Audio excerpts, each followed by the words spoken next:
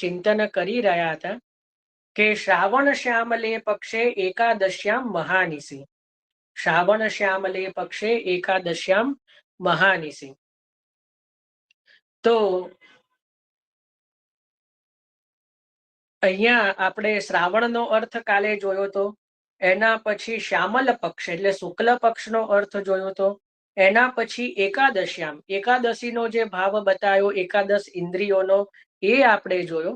અને છેલ્લે આપણે મહાનિશી, કઈ કઈ આપણા ભગવદ સેવામાં મહાનિશી એનું આપણે કાલે ચિંતન કરેલું જો યાદ હોય તો એની અંદર આપણે જોયું હતું કે જેમ દિવાળીની રાત્રિ છે, એના પછી જન્માષ્ટમીની રાત્રિ છે, એના પછી શરદની રાત્રિ છે, તો ભાઈ પ્રબોધિનીની રાત્રિ છે, આ એકાદશીની રાત્રિ છે, મહાપ્રભુજીનો ઉત્સવ પણ મહાનિશી એટલે રાત્રિ મધ્યરાત્રિમાં જ થયો છે.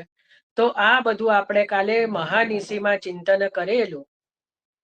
હવે આગળ લઈએ છે કે મહાનિશી જો અર્ધરાત્રિ રાસલીલા में સાક્ષાત ભગવાન ભક્ત સો નિશંક હોય રહસ્ય વાર્તા કરત હે લીલા में तैसे ही श्री आचार्य जी सो बोले.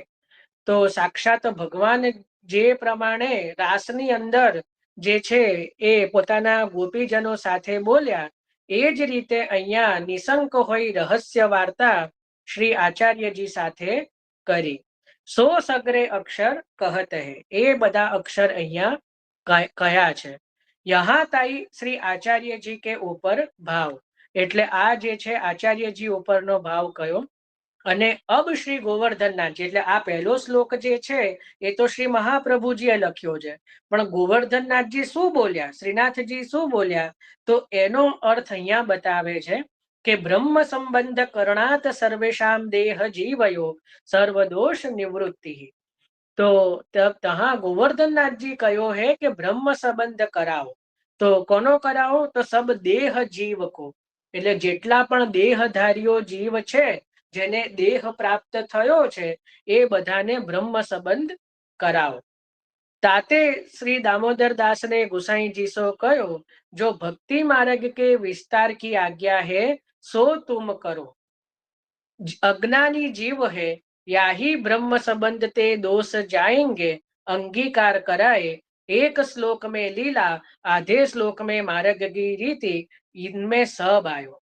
या प्रकार श्री गुसाईजी सो दामोदर दासजी ने कहो. એટલે આ દોઢ શ્લોકની અંદર બધું જ આવી ગયું. એક શ્લોકની અંદર આખી રાસલીલાની ભાવના આવી ગઈ અને અડધા શ્લોકની અંદર આખા માર્ગની રીતિ આવી ગઈ. તો એક શ્લોક में લીલા અને અડધા શ્લોકમાં માર્ગની રીતિ યામે સબ આયો. સો જો કહ્યું કે જીવ તો અજ્ઞાની છે, એટલે બ્રહ્મ સંબંધ જ્યારે કરાવશો તો એના સકલ દોષ નિવૃત્ત થશે. અને હું જે એટલે શ્રી ગોવર્ધનનાથજી કહે છે કે હું એ જીવોની સેવા અંગીકાર કરીશ. તો આ રીતે એક શ્લોકમાં લીલા અને અડધા શ્લોકમાં માર્ગની રીતિ યામે સબ आ गयो. या प्रकार श्री गोसाई जी सो दामोदर दास जी ने कहो और ता पाछे दामोदर दास की सहायता सो आपने श्रृंगार रस मंडन आदि ग्रंथ किए. તો જે ભાવનાના ગ્રંથો છે, જે લીલાના ગ્રંથો છે, એ બધા જે ગ્રંથો શ્રી ગુસાઈજીએ આ રીતે જ્યારે શ્રી દામોદર દાસજી પાસેથી લીલાનું શ્રવણ કર્યું, ભાવનું બધું શ્રવણ કર્યું, એના પછી આ ગ્રંથ લખ્યા છે. અને શૃંગાર રસ મંડનમાં તો શ્રી ગુસાઈજીએ બે ભગવદીઓનો ઉલ્લેખ કર્યો છે. એક તો શ્રી દમલાજી ને બીજા ચાચા હરિવંશજી. જ્યાં છેલ્લો ગ્રંથ પૂર્ણ થાય છે શૃંગાર રસ મંડન, એની અંદર બે ભગવતીઓનું આપ સહાયતાનું પોતે વર્ણન કરી રહ્યા છે. એક શ્રી દમલાજીનું અને બીજો જે છે એ ચાચા હરિવંશજીનું, કે આ બંનેની સહાયતાથી અમે આ ગ્રંથ લખ્યો છે. અને બીજા પણ જે ભાવના આદિ ગ્રંથો છે એની અંદર પણ એ વસ્તુ આપણે સમજી શકીએ, કારણ કે શ્રી દમલાજીના હૃદયથી જ શ્રી ગુસાઈજીએ બધી ભાવના આદि શ્રવણ કરી છે. આપણે પહેલા પણ જોયું. તો જેટલા પણ ભાવ આદિના કે લીલા આદિના ગ્રંથો જે છે એની અંદર શ્રી દમલાજીની સહાયતા જરૂર રહી હોવી જોઈએ. તો એટલા માટે કહે છે કે શ્રી दामोदर दास जी की सहायता सो श्री गुसाई जी ने श्रृंगार रस मंडन आदि ग्रंथ प्रकट અટકીએ. તો અહીંયા જે છે વાર્તા પ્રસંગ 8 એ વિરામ થાય છે. કાલે આપણે વાર્તા પ્રસંગ 9 એની અંદર પ્રવેશ કરીશું.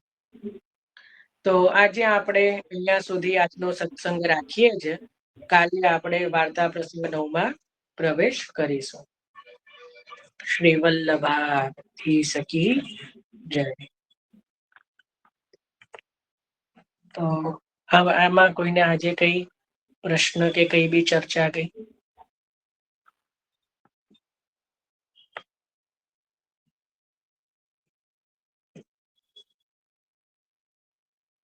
સારું.